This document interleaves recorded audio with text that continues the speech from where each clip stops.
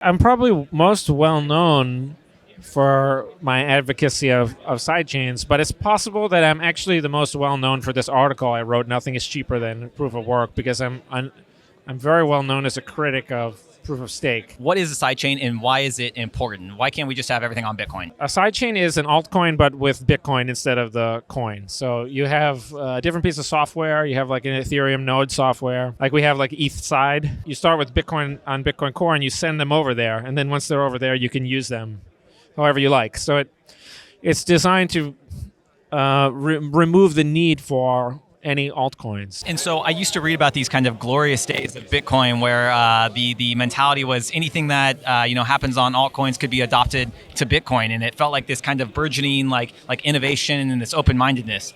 Do you think that still exists in Bitcoin? That point of view has mostly departed, and people don't have that point of view anymore. They just say stuff like everything else is terrible, so why would anyone want to copy it anyway? Everyone is deluded.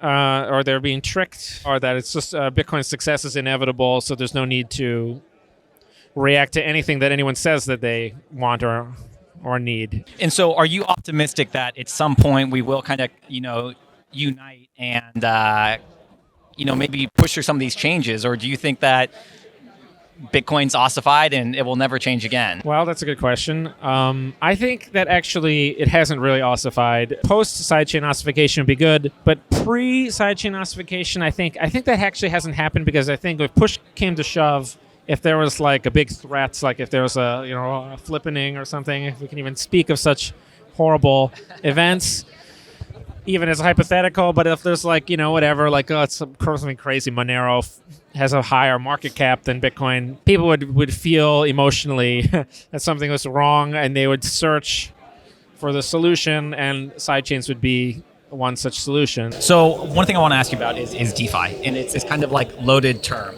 Do you think that there is any practical applications of DeFi? And if so, maybe what are some of them?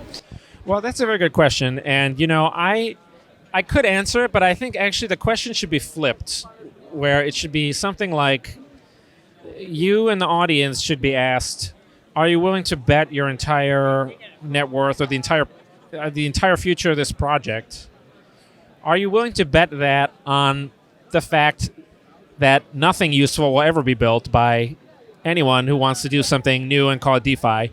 Or even worse than that, are you willing to bet all of that on the idea that you know about all these projects? Saying that all DeFi is bad and it should all be ignored, is that's really saying that you have personally looked into each and every single one of these projects and that you know a lot about them, enough to confidently forecast that they are useless. And I think that's quite hubristic, isn't it? It's a mistake to let the critics just disparage something, because the idea that whenever someone builds something, someone somewhere on planet Earth might find it useful for whatever reason, and they're the customer. So the question is is there anything good in DeFi? It's I wouldn't even phrase it that way. I would say it's inevitable that someone somewhere finds something useful that someone called DeFi.